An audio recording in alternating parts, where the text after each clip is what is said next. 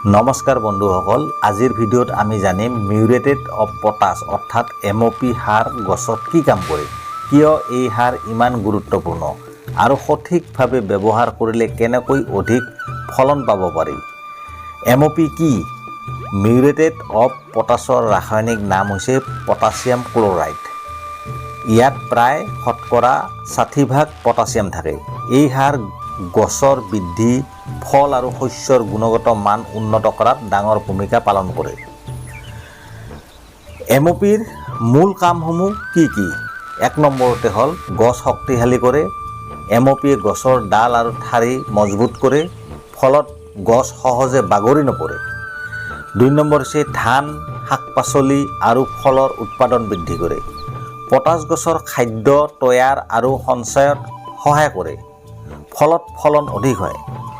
ফল আৰু শস্যৰ গুণমান বৃদ্ধি কৰে। টমেটো, আলু, কল, ধান আদি শস্যত ৰং, সোৱাদ আৰু ওজন উন্নত কৰে। 4 নম্বৰ হৈছে খৰাং আৰু ৰোগৰ পৰা সুৰক্ষা দিয়ে। পটাছ থকা গছ পানীৰ অভাৱ কিছু পৰিমাণে সহ্য কৰিব পাৰে। ই গছৰ ৰোগ প্ৰতিৰোধ ক্ষমতাও বৃদ্ধি কৰে।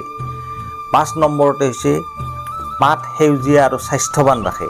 পাত শুকাই যোৱা বা পাতৰ চাৰিওকিনাৰে পৰা সমস্যা কমায়।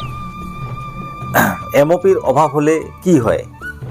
গছত পটাছৰ অভাৱ হ'লে পাতৰ চাৰিওপিনে কিনাৰৰ ফালে হালধীয়া বা পৰা যেন হয়, গছ দুৰ্বল হয়, ফলন কমে, ৰোগ বেছি লাগে।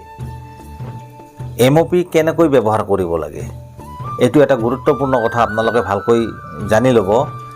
MOP অৰ্থাৎ মিউৰেটেড অফ পটাছ সাধাৰণতে মাটিত মিহলাই বা টপ ড্ৰেছিং হিচাপে ব্যৱহাৰ কৰা হয়, কিন্তু শস্যভেদে সাৰৰ পৰিমাণ বেলেগ হয়।